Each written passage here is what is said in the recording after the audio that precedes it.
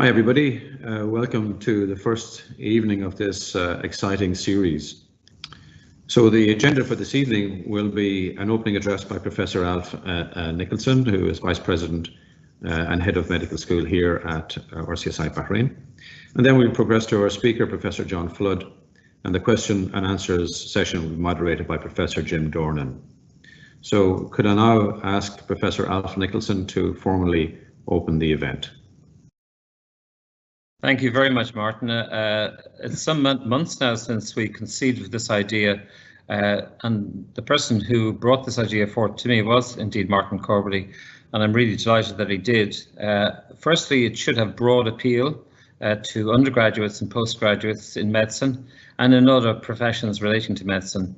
It should reflect important historical milestones in medicine, which I think it will. The speakers should be passionate about the topic, and they all are, and I'll go through them in a moment. And of course, we know that the history of mankind and the history of medicine keeps giving us the same sort of lessons. Think about the lessons that were learned or not learned about the smallpox pandemic or indeed the Spanish flu pandemic 100 years ago. And you can just realize that things don't change, but we should learn the lessons from history, and we should learn the lessons from the history of medicine. It is all about being of an inquisitive nature, searching for answers and being able to defend those answers in face of sometimes perceived wisdom at the time. And I think there have been so many instances of that I think will be cited over the next number of weeks. I'm really honoured and delighted to be opening this session and opening this series. I congratulate everybody for developing it, and I hope you enjoy it, and I know you will. I'm just going to, if you go to the next slide, please, Nevin, we're just going to give you a sense of the overall programme. It's, in essence, it's running for the next 6 to 7 weeks with very provocative titles, excellent speakers, both from within faculty of RCSI and outside. And I think you'll find the topics very, very interesting and quite thought-provoking. And I really, really hope you enjoy it. Congratulations to one and all for bringing it together, and to Victoria Hammond, the IT team here, for helping with the organisation today and onwards. So back to you, Professor Martin. Thank you. Thank you very much, Alf. Just also like to thank Celine, Fauzia, Victoria and Nevin for their patient and excellent help in helping to get this to this stage. Thank you very much. It now gives me great pleasure to introduce the first lecturer and speaker in this exciting series, Professor John Flood. As you know, Professor Flood is the Head of Medicine and Senior Cycle 2 Director here at RCSI Bahrain. He's active clinically in KHUH, where he's a consultant endocrinologist. I have known John for around 48 years, since we were medical students together at the National University of Ireland, University College, Galway. And I have very fond memories of that time indeed. An excellent student, John was also an excellent rugby player and an ardent student of the classics, languages and music. He has carried these interests throughout his life and has a Bachelor of Arts in History, several Masters in Renaissance Studies, Illuminated Medieval Studies, and the history of medicine and archaeology. His current research interests include cardiovascular disease in females and mitochondrial DNA in archaeology. He is indeed a most authoritative person and very well qualified to start off this exciting series. Without further ado, let me present Professor John Flood. Welcome everyone, and thanks to Professor Martin and Professor Alf for the introductory talk. The lecture series is about 6 lectures, and it will be a range of topics from history in the ancient times right down to the history of doctors' behaviour during the Nazi period. I'm giving several of the talks, and I thought I would introduce medical history not so much by looking at text and manuscripts. In other words, not make it so much didactic to teach you or allow you to leave with large quantities of information, but to show you images, and images are leave a much greater impact than words. Normally when historians, and I've listened to many of them over the years from different parts of the world, normally when historians give an introductory lecture, to add a sense of gravitas to the lecture, they always refer back to great historians like Trevelyan and Eaton at Oxford, a very famous Tudor historian. But I'm going to break rank today, and I'm going to introduce the talk by quoting two eminent Americans. One a very politically active American called Martin Luther King, and the other American, an academic that you're probably not familiar with, called Professor Margaret Mead. Martin Luther King once said, "We're not makers of history, but we are made by history." And this very much applies to the identity of doctors in the world of the 21st century. As a profession, we've probably been around 6,000 years, not quite since the dawn of civilization, but certainly very close to the start of civilization. Margaret Mead, I've always admired. She has now unfortunately gone to the good Lord and died in 1978, but she was a professor of social anthropology at the American Museum of Natural History, and attended Columbia to give lecture series, although she didn't have an official appointment there. She did a PhD in 1929 on in social anthropology, and wrote a book called Coming of Age in Samoa in 1928. And the first slide shows her in Samoa with some native women, and her topic was a very interesting one. She was looking at adolescent sexuality. In other words, does the traumas of adolescent life occur in Samoan children as it does in Americans? And she, at least in her text, said it didn't, that maybe adolescent changes in personality and behavior in adolescence is probably culturally defined rather than genetic. She's been contradicted since, but nevertheless, this was her great work. She was teaching in Columbia, I think a number of years after she had finished her PhD. And she was asked after one of her lectures by a university student in Columbia, "Professor Mead, what is the first sign or the earliest sign of civilization?" Very interesting question, because the student expected Professor Mead to say, well, a clay pot or a grinding stone, a weapon, or even a piece of art. And Professor Mead thought about it for a minute or two, and then said she thought that the moment when archaeologists identified a healed femur. In other words, the first sign of civilization was when compassion occurred in civilization, as shown by a heel fracture in an ancient bone. And of course, in those days, they probably didn't have doctors. So the earlier doctors didn't have the title, the honorable title we have nowadays. I'll finish by quoting her again, and then we'll proceed on to the first area we can identify doctors, and that's probably Egyptian civilization. There is some evidence for earlier civilization, but the most concrete civilization, which were great at documenting their activities, was the Egyptian. And we'll start off there. But Margaret Mead was many years later was coming up to retirement, and she was on CBS and interviewed by a very eminent American newscaster, news reporter. And he said to Professor Mead, he said, It's amazing that you have such a successful life as a professor of anthropology, yet a total failure as a wife. And of course, Margaret Mead would not tolerate such insolence from a man by any means. And she said, "How dare you say that? I have had a successful life with 3 wonderful husbands." She had 3 marriages, and all her husbands were anthropologists. She said, I married my first husband for affection, my second husband for children, and my last husband for companionship. That was the end of the long discussion with the reporter. Now, I think that Neville, can you just go to the next second and third slide, so we'll just show you Margaret Mead doing her work. So this is her in Samoa, and she went around the islands of Fiji and so on, looking at social behavior in the village, and spent a long time there with her husbands at different times. And there's a third slide as well. This is her again. This is probably a number of years after she did her PhD. So we're now going to start off with the first piece of evidence of doctors' activity in culture, and that's in the Egyptian civilization. So can I have the next slide, please? Okay, can we get the next one again, and we'll come back. Like all great civilizations, there's a river involved, whether it's the Amazon, whether it's the Tigris and Euphrates River, whether it's the Nile. The Nile is the longest river in the world. It's 4,000 miles long, and it's made up of 2 rivers. There's the Blue and White Nile. 80% of the water comes from Lake Tana in Ethiopia, 80% of the silt, and the silt is what makes it so fertile by being deposited during the flooding, annual flooding of the hinterland. It's also, it joins in Khartoum and then flows on right through Egypt up into the delta. The delta is an amazing structure. It's 250 miles across, and it's got Alexandria, the famous city of Alexandria, built there. As you go down along the river, you will see numerous cities where there are a large number of temples, and you can see the pyramids are up towards the northwest. Look below the temples and you see a place called Fayum. Fayum is very famous because it's produced some wonderful sarcophagi called the Fayum portraits, where the cartouche is of an actual portrait of the deceased. And of course comes from the Greek period.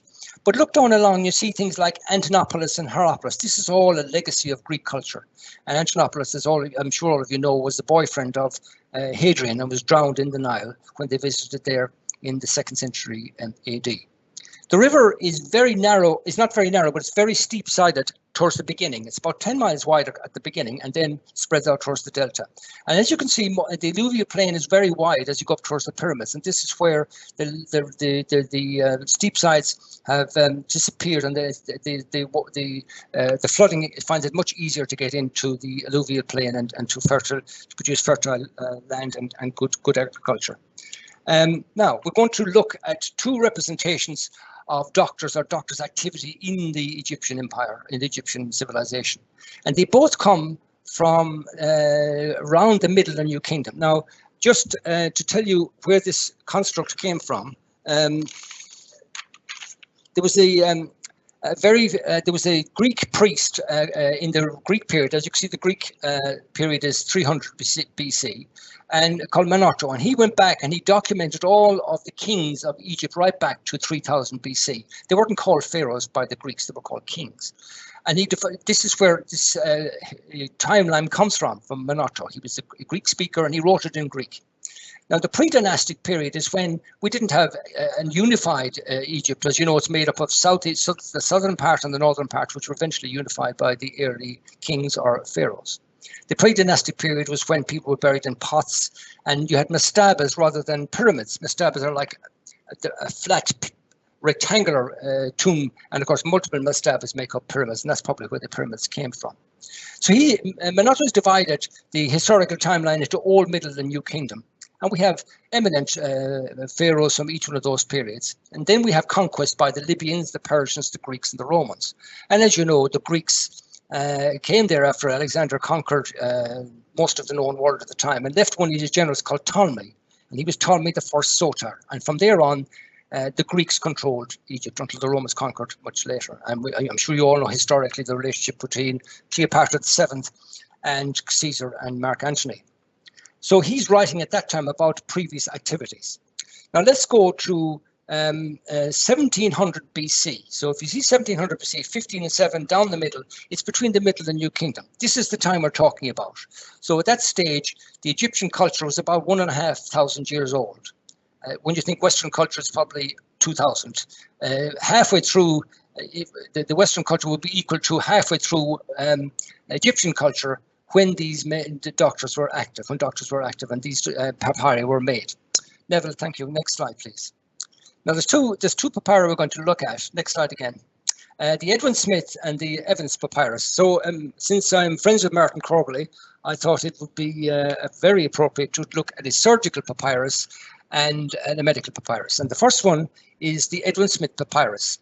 Now, let me explain to you what's involved in papyrus, because its beauty and it's really important. It doesn't hit you until I explain to you how they're actually made. So as you know, papyrus, or you may not know, but papyrus is very expensive. So the Egyptians used it sparingly and used it for court documents and for legal documents. So when they wanted to write a bill, for example, they used pieces of chalk or limestone. They were called ostraca, but they used papyri for very important government, recording government events and communication between the administrators in Egypt and the central government.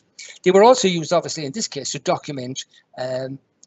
Doctors used them to document methods of treatment of patients. Now, this particular papyrus just to explain to you, they're very rarely found in the delta, and these are usually found in tombs out in the desert, and this is why they have survived. So this is 3,000 years old, probably. We presume.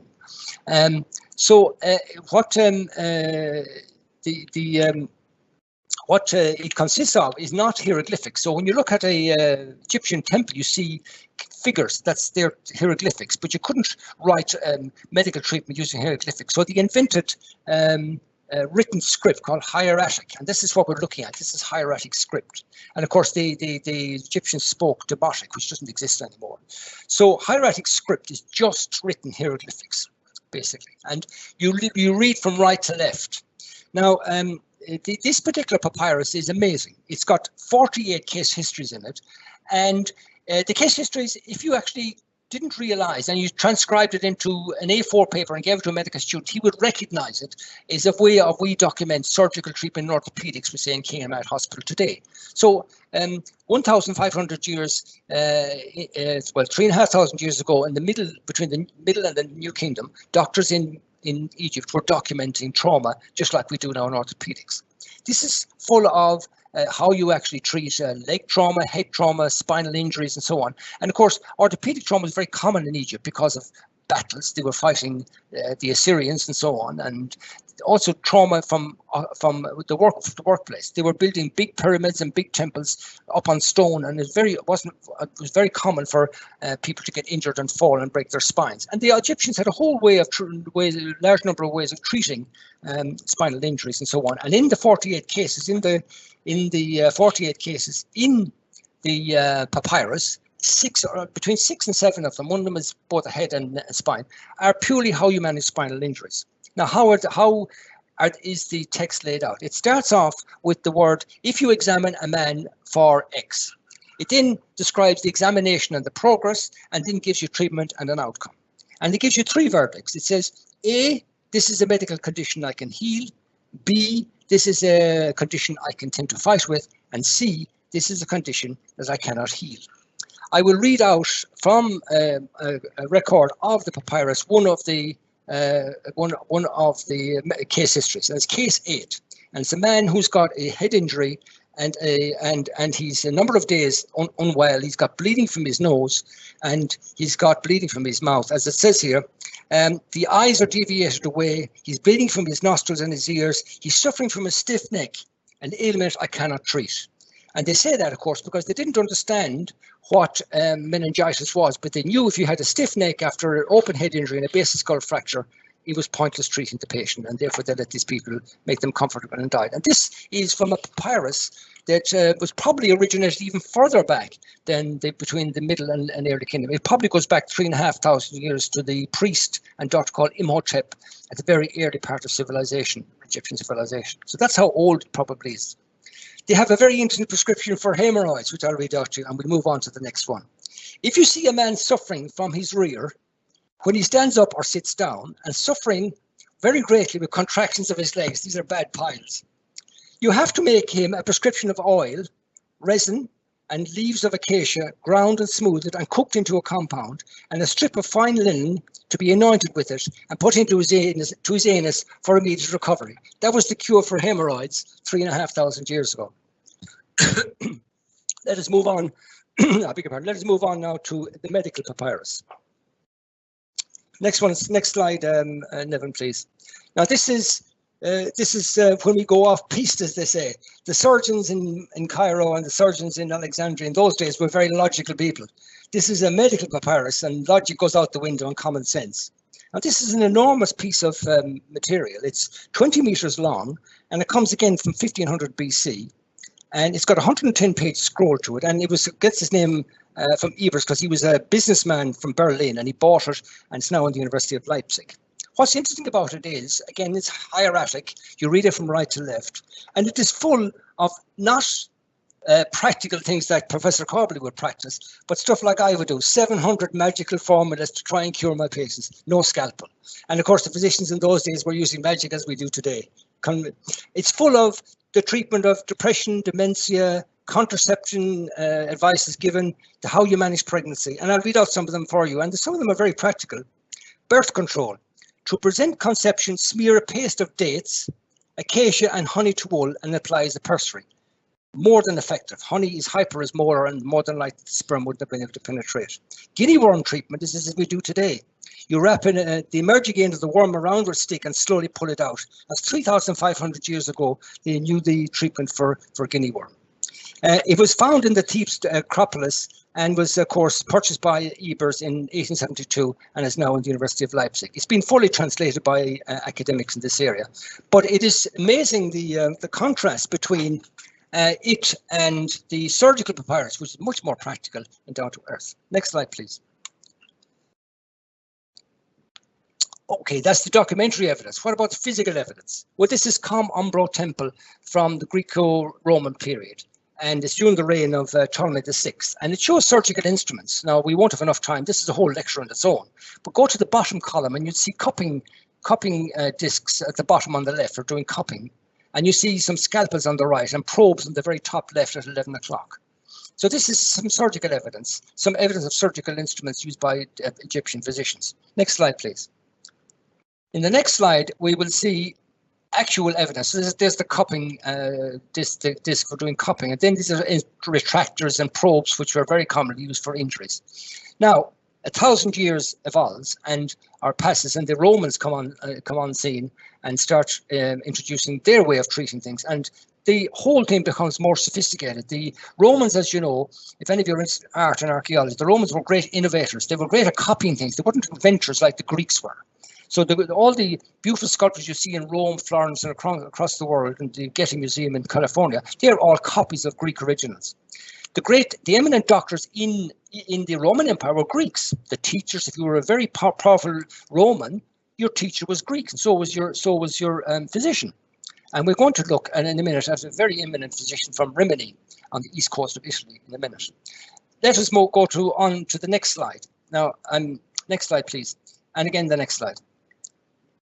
Okay, I'm not going to spend too much time here because this is a part of the lecture on ancient times and surgical practice. But this is an array of surgical instruments used by the Romans, and there's a catheter on the left, probes, and then that particular instrument there is called the spoon of Diocles on the right-hand side. That's used for taking out arrowheads. Next slide, please. So the next slide, please. Okay, this is the material I used for a BA thesis on surgical instruments recovered from Pompeii. So what I did was I went to the Archaeological Museum and I tried to look at Farinelli's excavations from 1860. They were a complete mess and still are. And then tried to translate those surgical instruments back to houses in Pompeii to see. And we know certain doctors, like the House of the Surgeon on Via Abidanza is a well-known house owned by a surgeon. And I would try to translate the house or tie up the house and the surgical instrument to see was specialization or despecialization occur in the Roman Empire.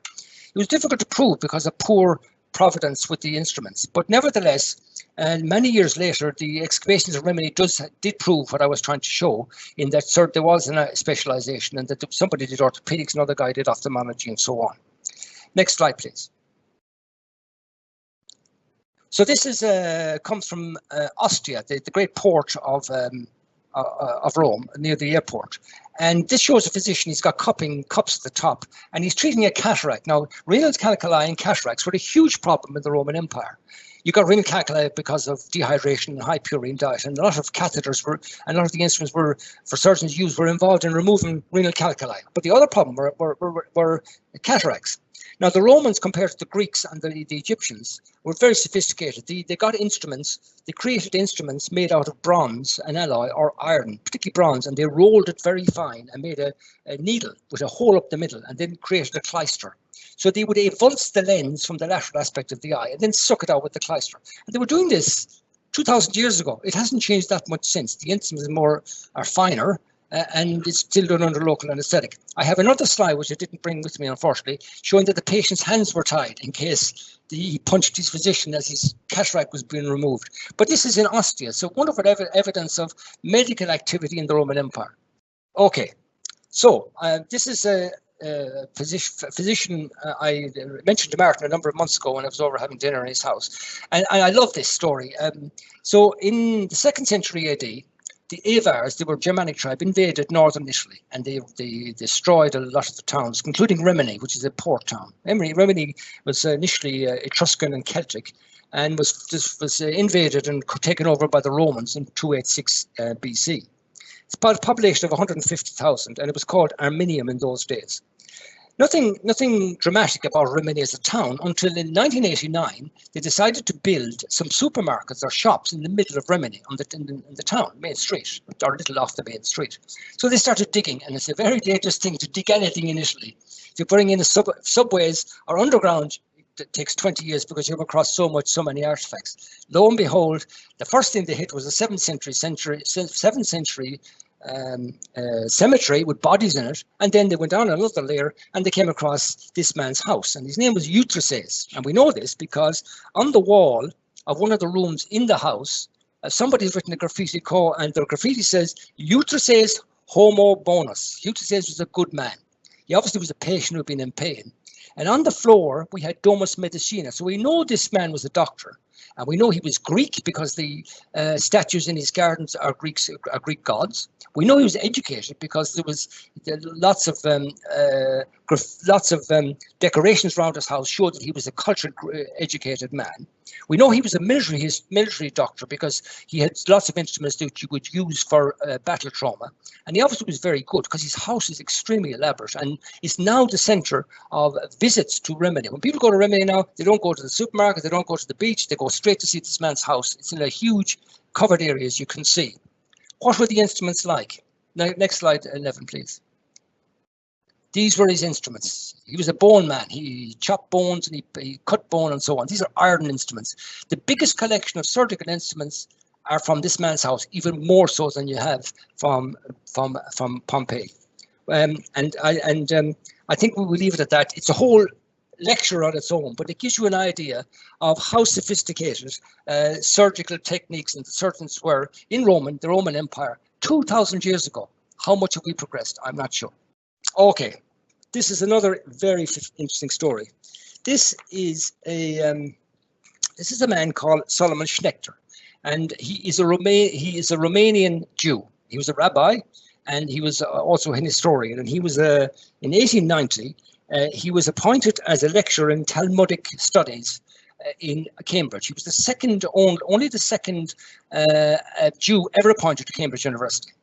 And he was a wonderful man. He was big, husky man, red hair, red beard, untidy, never wore the same socks, never wore matched socks. And he would wander around town, he had lots of friends, and he would chat to people, and he loved books, and he loved study, and he loved language, and he loved thinking about the past. He had lots of friends. In Cambridge, he had the Presbyterian twin sisters called Agnes Lewis and Margaret Gibson, and several other academics, including Charles Taylor at St. John. He was a master of St. John's. Anyway, the story goes that in 1896, he was wandering downtown, minding his own business, whistling away, listening to the birds, and he ran into Lewis, his two Cambridge friends.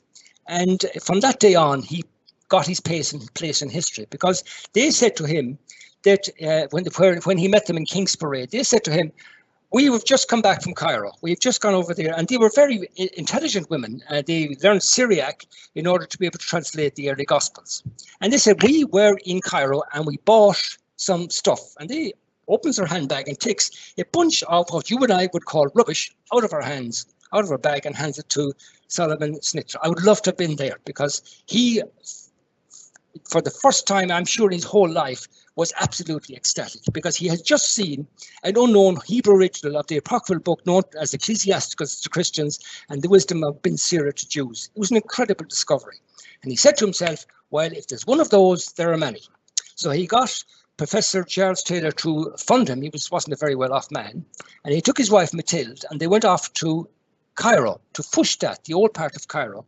And he made friends with the chief rabbi there. And the chief rabbi, he said to chief rabbi, "Have you got any rubbish hanging around?" And he said, yes, let's have a look upstairs. I'm going to show you what we have. Next slide, please. So you need to move on, Neville, several slides, I think. Next one again. Okay, stop there. So he said, let's go upstairs. So they went up to the balcony upstairs, and this is called a Geniza, G-E-N-I-Z-A. It's in every synagogue. And there is a tradition in Judaism that you never throw any material away where the name of God is mentioned. So that can be in a prescription, in a love letter, in a transaction with a businessman, and so on. So for 1,000 years in this synagogue, the oldest synagogue in Cairo, in Fushtat, people threw rubbish up into this room. It was dark, it was away from light, so there was no photo-oxidation, and it was just all crinkled up. So he said to the chief rabbi, can I have some of it? And the rabbi says, you can have the whole lot. And from that comes the Solomonic Schneckter Taylor collection in Cambridge, and it consists of 193 pieces of text that has been gradually gone through since over 100 years now, and it's still not finished. I have recently bought the translation from Hebrew of the prescriptions, which has just been published by Cambridge University Press. Next slide, please. This is what it looks like. Hebrew in tears, torn up, but immensely important historically, because it tells you how people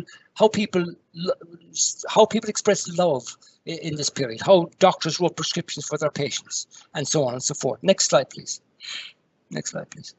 And this is an example of what a prescription would look like from that collection. And another one, unfortunately, I can't read Hebrew, so I'm depending on the English translation of it, and I don't have any with me. So next slide, Neville, please. Okay, thank you. All right. So that's Solomon Schneckter. We're now going to move on to another Jew, but a Jew of great importance in history. This is probably the most eminent man in Jewish theology and in medicine, in my opinion.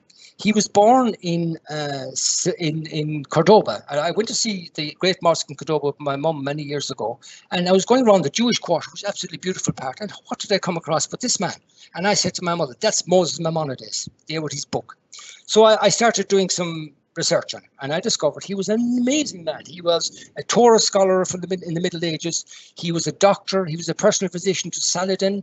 He was a personal physician to the Caliph in Cairo, and he was a Jew in Fatimid Cairo, and he was eminently respected as an intellectual and as a doctor. And he treated everybody. He treated Christian, Muslim, and Jew in the evening time, and during the day he was the rabbi. His brother lost all the family fortune and drowned, so he went down to Fez in Morocco and became a doctor there, and eventually went to Israel and then to Fushtat, again in a place of old Cairo, and lived there for most of his life. He has written tons of stuff on Talmudic theology, which is, absolutely amazing. And intellectual Jewish scholars still talk about what his contribution was to Jewish theology. But I think I like his contribution to medicine. And what did he contribute? He described diabetes. He described asthma. He described the treatment of hemorrhoids. He wrote a treatment on cohabitation in Hebrew, and he describes how a mother or a wife would control her husband when he was getting a bit out of hand, an anti-aphrodisiac, and also one on aphrodisiacs when the husband wasn't up to her great demands. And this is what he wrote in about 1150. He died in 1204 in Cairo and is buried in Tiberias in Galilee. Next slide, please. The next slide shows, next slide, Neville, please. This shows one of his prescriptions in Hebrew. Again, my great limitation as a historian is that I cannot read Hebrew, but this is one of his. And the interesting about it is this, that he writes the name of the patient in Arabic. He writes his prescription in Hebrew because the pharmacist is a Jew, and he signs it in Hebrew himself. So I don't know, and I'm sure the poor old Muslim patient had no idea what the price was all about because it was all in Hebrew. But this is a lovely example of one of his prescriptions. Next slide, please. Next, we're going to come down to the early Middle Ages in England, and running out of time a small bit, so I'm going to move on fairly quickly.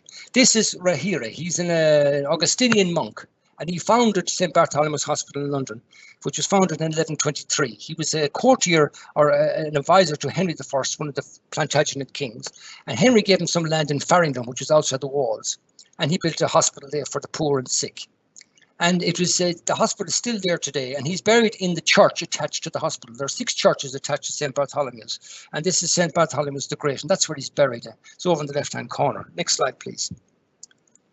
This is the oriel window where Rahira used to watch his monks. The monks would occasionally go off for the girls in the local market, so he used to keep an eye on them. It's called the oriel window, and that's where he used to sit watching his brethren getting up to their old tricks. Next one, please. This is the next one, should be the church itself. Okay, that's St. Bartholomew's the Great Church. Now, what's important about it is, or interesting about it was used in 4 weddings and a funeral. For one of the weddings was actually held in the nave of this. As you can see, it's been destroyed by time and by people. The nave went left to right, and you can see the right bit is all cut off and has been repaired and removed. A large section has been removed, and they've got this horrible flats at the back. And the nave is now running in the opposite direction from the entrance. Why is St. Bartholomew's Hospital important? Well, it's the oldest hospital in England. Eminent men like William Harvey and Potts worked there. And when you go into the Great Hall, which is a beautiful Baroque hall where we used to hold our student graduation, on the left-hand side as you go up is the next picture. Can I see the next picture, Neville, please?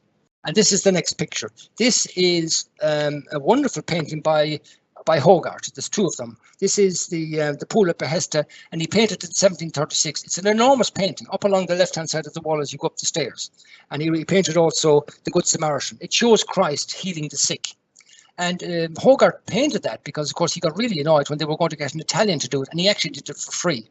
And that is still in St. Bartholomew's Hospital to this day, 300 years old, in wonderful condition. Next slide, please. Okay. Now, let's go back. Again, these are anatomical slides, so we're going to go through them a little bit quicker.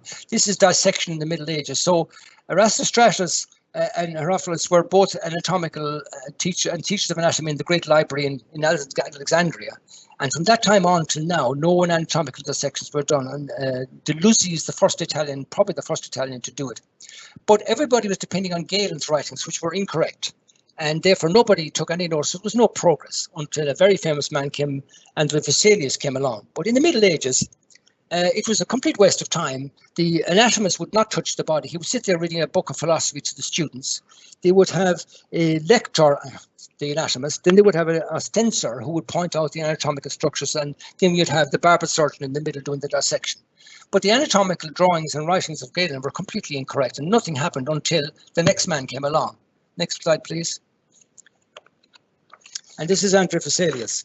Now, Andrew Vesalius was from the Netherlands. I'm going to give a talk on him further on, but I just want to make it clear to you, this man was as revolutionary as probably Banting and Best with insulin. He completely transformed anatomical teaching. Why? He started doing the dissections himself, and he showed they were completely incorrect, the anatomical knowledge and dissections done by Galen, and he started drawing them. And he got a guy called Calcar to do the drawings. He was a student of Titian and Veronese are the 2 important Venetian painters. And Calcar came along and did all the drawings for his book. And his book is called The Fabrica, De Humani Corpus Fabrica, on the fabrics of the human body. And it completely revolutionized anatomical teaching. And we look at this later down the line. Next slide, please.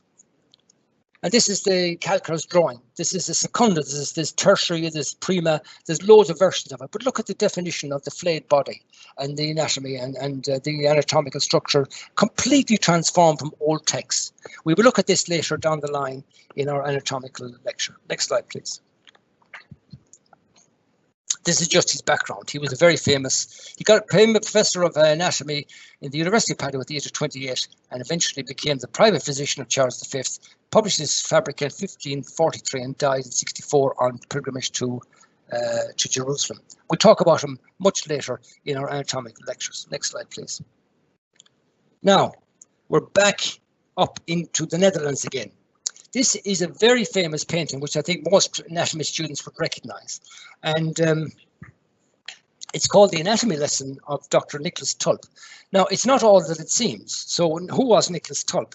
Well, he was he was chief anatomist in Amsterdam. And he was head of the Amsterdam Guild of Surgeons. And the event is dated to the 31st of January, 1632. And what's interesting about it is that these men are all physicians in Amsterdam with their ruffs on, all looking very curious, but actually they've all paid to be there. They're not there out of curiosity. They've been paid to be there because they want to appear in a Rembrandt painting. Every 5 or 10 years, the Amsterdam Guild of Surgeons paid for some very famous artist to do a painting, which they put up in their rooms in Amsterdam. And this is one of many that's there. And it shows Dr. Tulp doing an anatomical dissection of a criminal. And this criminal is called Arius Kint, and he was, or Adrianson, and he was convicted of armed robbery and sentenced to death by hanging on the very day that he was dissected. And the dissection has been done by Dr. Tulp, a complete transformation from the Middle Ages. Here's a man doing the dissection himself. There is a shadow over the convict's face, and that's called umbra mortis, and this is very typical of Rembrandt's painting. And at the bottom of the bed, you will see the fabrica. So this is the great text of anatomy. And this is almost like a Christ-like pose of the criminal and of the dissection. There's a wonderful painting by Mantegna called Christus Mortu, which shows the view from the feet up. Beautiful painting of a Christ on a slab on a rock after his death. What's wrong with this painting is the anatomy is wrong. So what Rembrandt has done is used an anatomical textbook, but he's got it wrong. These are the flexor tendons, and they're coming from the lateral epicondyle rather than the medial, where the lateral epicondyle is where the extensor tendons come from. But it would have been very difficult to draw that at the way the arm was, so he just switched it across. So anatomically, it's not correct.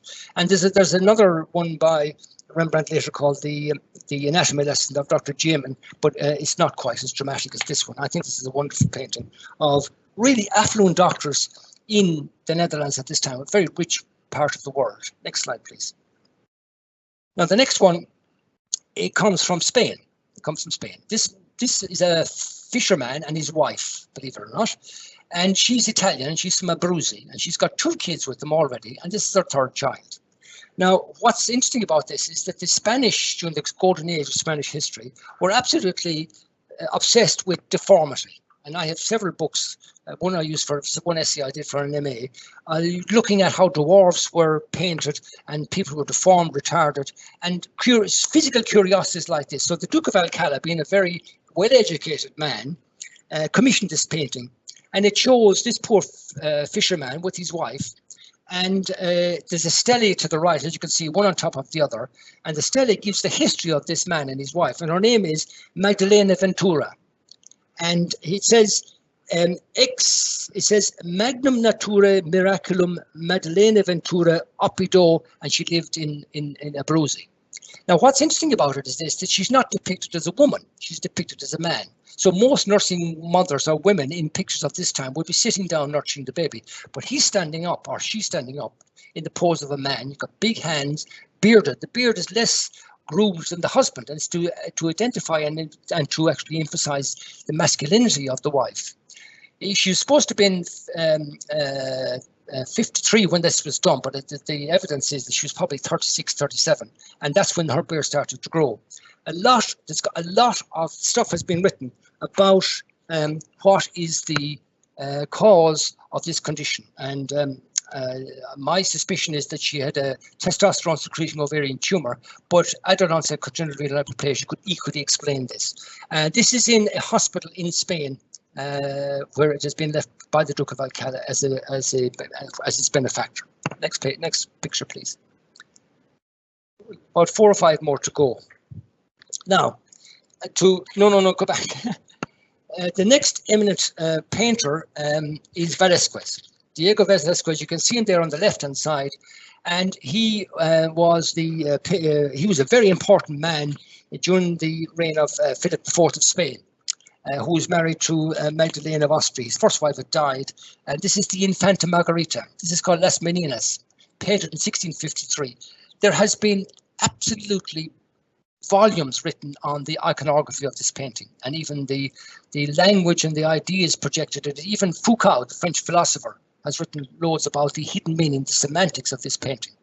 What's important in it is that Maria is surrounded by her entourage. There's 2 dwarfs, and there are attendants and so on, and there's a big mastiff dog at the front. Now, the 2 dwarfs on the right are called Maria Barbola, and she was an achondroplastic, and Nicholas Pertuso. Nicholas Pertuso is a Laron dwarf. This is where the growth hormone receptor is It's got a point mutation and it doesn't work. And then achondroplasia, fibroblast growth factor, there's a problem with it, and they get achondroplasia. Now, the Spanish love these around their palace, because the poor old king was harassed by all his administrators and his retinue, and the only people he felt peaceful with were his dwarfs and his idiots. This is why we have dwarfs in a lot of Spanish paintings from this period. Next picture, next slide, please. Now that brings us on to the Renaissance. We will spend a bit more time with this in the lecture we will do on anatomy. Now, two eminent artists of this period were Leonardo da Vinci and Michelangelo. And I put these up to make a very important point to you, and it's this. Don't ever think that, oh gosh, this is wonderful. Sure it is. But Leonardo da Vinci and Michelangelo worked in an environment where this was easy to do. They were good friends with anatomists. As a matter of fact, the anatomists and the artists were in the same guild in Florence. 1303, the anatomists and the doctors and the painters were in the same guild, probably because they went to the apothecaries to get pigment and to get medicines for their patients. And Leonardo da Vinci did not do his work on his own. Neither did Michelangelo. Michelangelo was friends with Colombo and with Michelangelo da Toro, two very famous professors of anatomy. Now, Leonardo da Vinci, they both got into trouble for dissecting everything that moved they got their hands on, and they both dissected patients' bodies separately. Leonardo da Vinci got a room in Santa Maria Novella and dissected there. The room was in the hospital of Santa Maria Novella, which is the name of the station in Florence. And then Michelangelo worked in the Santo Spirito, got a room from the prior there, and took bodies out of the crypts in the church, and he got into real trouble when he dissected an aristocrat called Corsini. Nevertheless, they persisted. Now, Leonardo da Vinci was walking around the wards one night in the hospital of Santa Maria Novella in the Renaissance period, and he came across a man called, an old man, 93 years of age, that he called Il Vecchio. Vecchio is the word for, Italian word for old. So if you go to Florence, you see the Ponte Vecchio, which is the old bridge. And the man died, and Michelangelo dissected him. And this is the man you see represented here. And next slide, please. And all the subsequent slides, next slide again. These are anatomical flayed, this is the flayed body of Il Vecchio, and he, as you can see, he's taken the skin off and he's identified all the muscles of the forearm, the muscles of the shoulder, there's the rotator cuffs around the shoulder, and he's given different views, which anatomists never did up to now. Next slide, please. And you can see more here, there. We'll do more of this in the anatomy lecture. And next slide, please. Next slide, please. Okay, let's stop there. These particular paintings, or drawings I should say, pencil drawings, are in the Queen's collection in London, and these have come from an exhibition that was held in the Queen's Gallery 3 or 4 years ago before I came here. I went to see it. Jim will love this one. This is a woman died pregnant and the baby died with her, and he dissected the mother and the baby, and this is the anatomical drawing from the dissection. And to do this on a two-dimensional plane and create 3 dimensions is a mark of genius. I do some drawing myself. I go to classes in the UK, and I've never come up with anything vaguely like this. This is pure genius. Next slide, please. This is Michelangelo. Next slide, please. And we go back. So I looked at this. This is the Sibyl. The Sibyls were Old Testament prophets, and this is the Sibyl up on the lunule in the Sistine Chapel. There are a large number of them going right across, and it's done based on a pencil drawing, and the pencil drawing is the previous one. As you can see, the anatomy on this particular woman, she's a Sibyl, her book of prophecy, is a man. Go back, Neville, to the previous slide. It's the back of a man. And this is the cartoon he used to use the template. And this is the back of a man. And more than likely, Ascanani Condivi, who was a model, he was a male model and a helper of Michelangelo in his studio. Michelangelo was homosexual, and of course, Ascanani Condivi, Michelangelo had a nickname for him. He called him the Little Thief, because obviously Michelangelo had to pay for all his services, including the one of posing. But this is the back of a young, lean man. And as you can see, look at the toe at the bottom. He creates the toe on as if it's under pressure. Go to the next slide, Neville, please. And if you go back to the Sibyl, you will see the toe that he's painted based on the previous cartoon. Michelangelo is very famous for lots of things, but I think one thing we don't really appreciate are that he wrote 300 sonnets in his time, and they were analysed and dissected by university academics until. And there was lots of controversy about who he was writing them to, and they presumed some noble woman. But actually, he turned out to be a Florentine aristocrat called Cavalieri, a man. And these love sonnets, and if you read them, you think he was writing to a woman. He's equally as amorous with his male friend as any man would be with a woman. And they're beautiful to read. Next slide, please. Rafael has done lots of crucifixions, and he got bodies as well, dissects them, but he uses them in his studio, tied up with ropes to get the idea of the effect of gravity on a dead body, and he used this for the Crucifixions of Christ. And this is a body he's basically taken from a tomb and put up and strung up with ropes. He doesn't draw the ropes in, but this is a template for one of his crucifixion portraits. Next slide, please. Only 3 or 4 more to go. We'll just look these. This is the anatomy department or anatomy dissection room in Pavia. Next one, please. This is next one, Martin Neville, please. This is the one in Bologna. Look at the beauty of this Renaissance wood anatomical theatre and the lights. It's just magnificent art and architecture and design. Only the Italians can do things like this. Next slide, please. And this is an anatomy lesson using, again, for art students, using a dead body, getting different poses with the body strung up. Next slide, please. Okay, that brings us to the final bit, and that's America. Now, I have several books on anatomical dissection, and we'll look at it later, but I was thought I'd just show you my American ones, and these are several pictures of anatomical dissection from American anatomy departments from the 19th and 20th century. America was raged by anatomic rights and what they called the anatomy rights. 1788, the people of New York went around to Columbia College, which is Columbia University now, the medical school, and pillaged it and burnt it because one of the anatomy students was seen dissecting a young woman on an anatomy table by a child who went home and told his father that his mum had just been dissected, and everybody came along, broke windows, and there were massive riots in New York at the time because of body snatching. So this is the environment, and you can see the boys are all, American dress of the 19th century, playing with the cadaver, and they're obviously playing poker. Next one, please. Again, these guys are all from different parts of America, New York, Pennsylvania. Again, it shows you the poor quality of the anatomical dissection environment, and again, dissecting a cadaver. Next slide, please. This is another one, and Butler, Cadwell, and somebody else. Look at the environment again. Not anything like the anatomy department in Galway, which is an absolutely outstanding department. Next slide, please. This is from Valparaiso in Indiana. Slightly better. We're now into the 20th century because of electric lights, but as you can see, it's still pretty crude, done on wood tables. Next slide, please.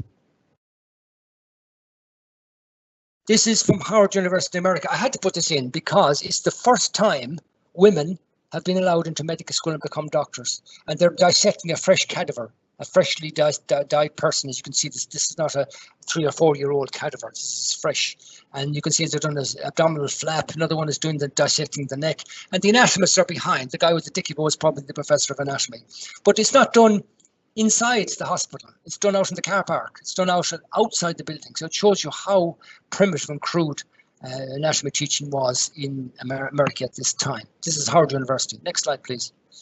This is what they used to use in Scotland to stop the grave robbers robbing graves. Next one, 11. Next one, please. Again, this is to prevent grave robbers. Next one again.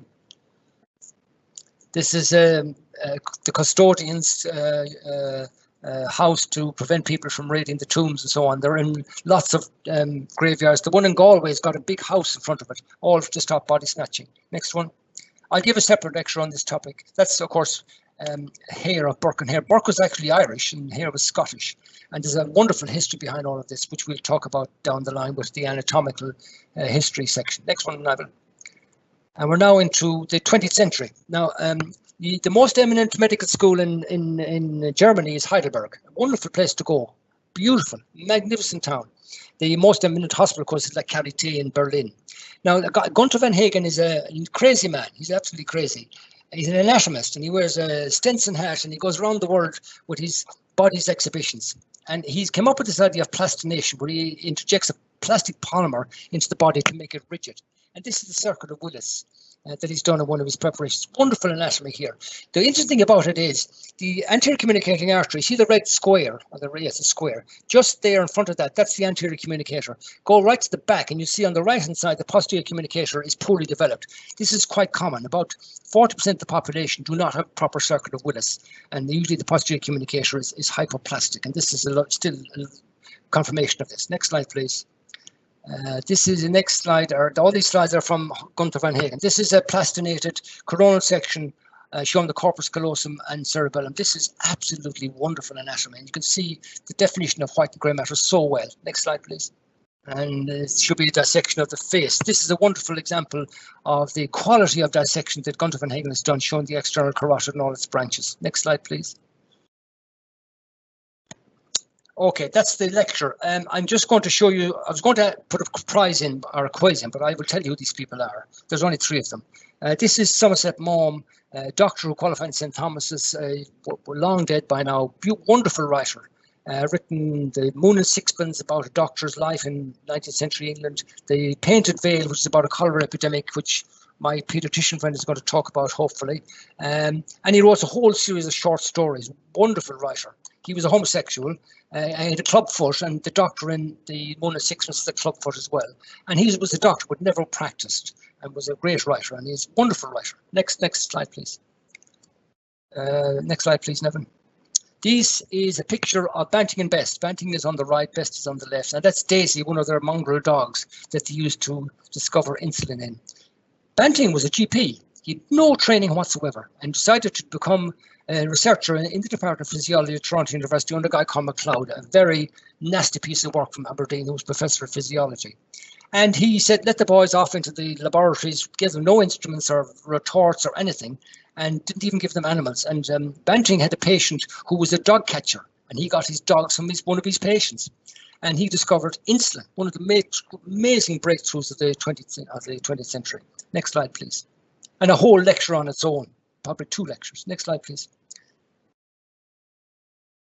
This is the telegram sent from the Karolinska Institute in Stockholm, and it's in 1923, and it says, the Royal Karolinska Institute has presented to you, together with Professor W.J.R. MacLeod, the Nobel Prize for the year 1923. You sincerely, Francis. This is sent to poor old Dr. Banting. He died, he was a pilot in the Second World War, as he was in the First World War, Dr. Frederick G. Banting, and he died from a plane crash going from Canada across into England to fight in the war against the Nazis, but died, and his body was never found. But I think this is a wonderful example of history. Next one. This is a woman who beyond doubt is one of the great academics and researchers of the 20th century. It's Franklin, and she worked in Birkbeck, where I did my degrees, in the crystallography department. And she, next slide, please. Her discovery was this, and that's the alpha picture of DNA, which Watson Crick stole from her and got the Nobel Prize for. She died from ovarian cancer at the age of 36 and has never been recognized for her great contribution to medicine. Next slide, please. Nearly there. Now, I came across this at the weekend. This is the Royal College of Surgeons, amazing picture. This is the Royal College of Surgeons in 1916. As you know, Pierce was in the GPO, De Valera, the scoundrel, was in Boland's Mills, and then I forget now who was up in the College of Surgeons fighting the English to get them out of Ireland. We spent 700 years trying to get rid of them, English out of Ireland, eventually succeeded. But this was the aftermath of, if any of you know the College of Surgeons, it's an old building on the right and the new one on the left. The new one is horrible. The old building is wonderful, wooden floorboards, the anatomy department was there. Martin Corbally and I did our Part 1 FRCS primary there. Wonderful building. That's what it looked like after the 1916 rising. It comes from a book called Irish Insurrections by Helen Little, just published, and I read it over the weekend, and I said, I got to put that onto my lecture. Next slide. Last slide. And this is wonderful. This is I have actually bought this picture for the department. I bought it from America. I couldn't get it in England as a print, and I'm going to frame it. It's called The School of Athens by Rafael Sanzi. It's in the Stanza della Senatura in the Vatican, the room of signatures, where the Pope would write his signatures to great encyclicals down to the ages. It is an amazing fresco. You can see the door at the bottom on the left.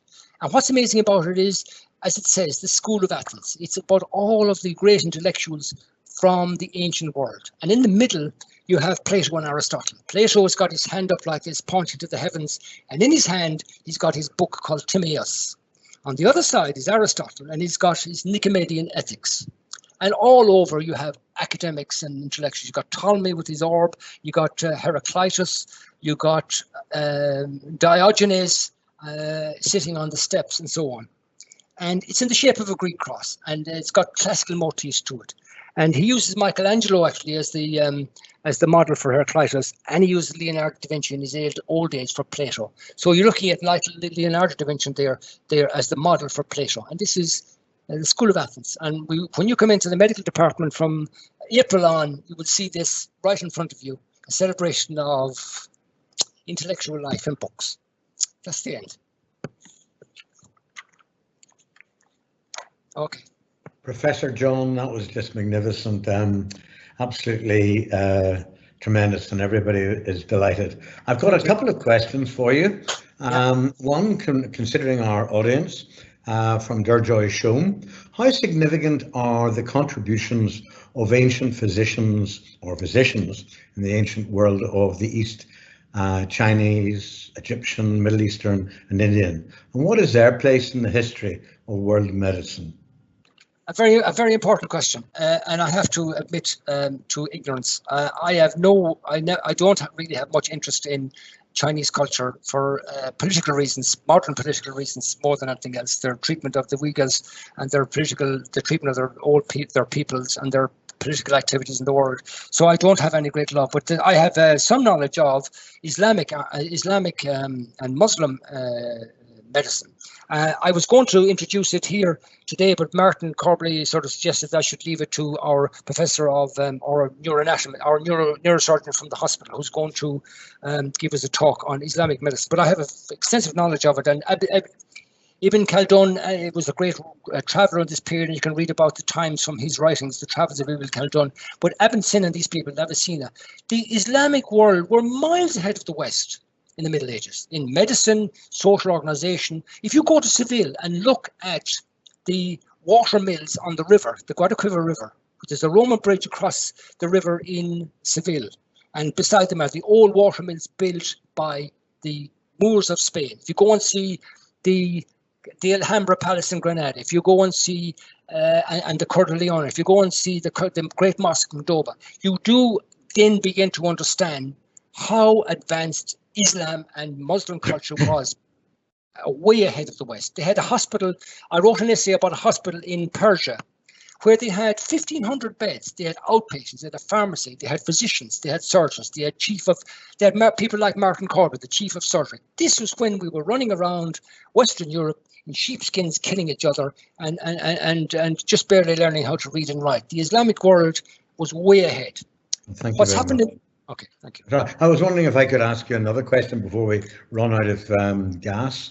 In a lot of the under-resourced world, people are fond of talking about God's will, and I wonder how much controversy you saw, much of a struggle between science and faith, between man's desire to rid his human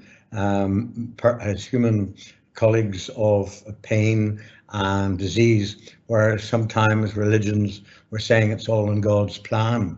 And just what about that? Well, the person I've read a lot of, of course, is Moses Maimonides, who was a Jew and a rabbi, a religious man, also a doctor, and he was very caring of his patients. So he did seem to translate his religious convictions into his practice of medicine. And we should be doing that today. I mean, whether God exists and whether is not really the topic of discussion.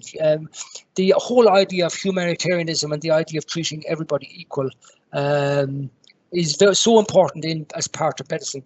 And when I was doing my BA, I did a excavation as part of my archaeology bit of the Sion, the monastery of Sion, Sisters of Sion in Sion Park in West London. And the church had been gone many years and the whole monastery was gone. We excavated what was left of the crypt. And the monks, it was a combined monastery of nuns and monks. And the gardener and the abbot and the abbess were all buried in the crypt underneath. You could not tell the difference between them physically. You could not tell the difference. So in death, we are all equal. And I think in life, we should be as well. You don't see it very much in Michelangelo's writing. Michelangelo and Leonardo were obsessed by where your consciousness was. They called it sensus communis. And lots of his writings are taken up by that. You don't see very much religious text in his writings, but you do see it in Moses Maimonides, and I think it should translate into modern medical practice big time. And our students should read Moses Maimonides, a wonderful man. Yeah, very good. You were talking about Margaret Mead at the beginning, and it's only right that I think I'm supporting her and maybe informing some, but not you, who are like a Google for medicine. But certainly cultural influence on the adolescents would be fairly extreme between rural and urban. And certainly there'd be about 2 or 3 years difference between the monarchy and girls brought up in urban areas and rural areas. Well, what stimulated Margaret Mead at the time was this: the people were identifying social disharmony amongst adolescent teenagers in America, and she said, "Well, of course, this is just cultural, or is this genetics?" So she went to Samoa, which wasn't exposed to any type of Western civilization, and discovered that the girls and the boys, when they were going through adolescence, didn't behave perfectly normally. That's how we would define it. Yeah, amazing. Normal adolescent behavior. Yeah. So I think it's okay. Look, I've no more questions that we're going to use at the moment. So, Martin, do you want to say a final thank you to Professor John? Yeah, thanks very much, John. Excellent talk. Wonderful to witness firsthand your passion and your knowledge for history, and indeed to hopefully transcribe that past experience, historical past experience, into current and future medicine. I really enjoyed it, and you're a fount of information beyond belief. I have some questions, if I might ask some questions, Jim. Is that okay? Just very short ones. Absolutely, absolutely. So we know that surgical procedures were practiced in ancient times, but we don't know too much about what measures people took to try and alleviate pain for those procedures or provide analgesia. Was there any effort at all made to make? Absolutely. Good question, Martin. Good question. There's a book called Discurides. Discurides wrote a book on Pharmacopoeia, and in it he has hundreds of plants, all used for different functions. So, for example, for analgesia, for in trauma, for hemorrhoids, for constipation, for menstrual pain. And a lot of it was trial and error to some extent. There must have been an enormous placebo effect, because a lot of the pharmacological agents that are described in Discurides don't actually work as he described they would. The interesting about it is, Martin, not only did he look at pharmacology for humans, but he also was a pharmacology expert for vets, for doctors who offer, we call them vets nowadays, for people who looked after horses, because horses were a very important part of the Roman cavalry, and also to get around. So there's the history of veterinary surgery and veterinary anatomy and veterinary everything is, I can't say it was ignored, but it doesn't have the same prominence as medicine does. But remember, these people were equally as involved in treating their animals, because their whole livelihood, or the movements of an army, depended on having plenty of horses to move goods and to move large armies. So Discurides' book is full of pharmacological treatment for both horses, humans as well. Whether any of them work, it's hard to know. It's hard to know. Was anything, because Chinese medicine surely have used opiates for pain relief, and I wonder, did that move over into Western medicine? No, it didn't, I'm afraid. My final question then relates to, have you any information on what level, or indeed what type of medical or surgical practice existed in tribal Africa? No, sorry, Martin. The history of medicine is so big that I have confined myself to particularly the ancient world, and also Renaissance time and anatomy dissection, simply because I like art, and drawing and pictorial representation. So it didn't quite get me as much as, say, African art would, or African medicine practical practice would. Having said that, there is a tribe in Africa where they do craniotomies in the villages to relieve spirits, and the mortality is surprisingly low, which is amazing. Yeah, that's right. I was going to lead on to that because I saw this, and in fact they were doing trephinds, boreholes. And I think they were using them for headaches, a treatment of headache. I do think that might be end up with a bigger one, but well, there's a wonderful John, picture. I think we have to probably wind it up. Yep. And I would say on behalf of everybody that was absolutely fascinating and absolutely wonderful to hear you talk with such passion about something that is your favorite, and hopefully a topic that will become everybody's favorite. Okay. So thank you very much, and thank you all, everybody who helped organize this session, and we look forward to seeing you on next week. Thank you.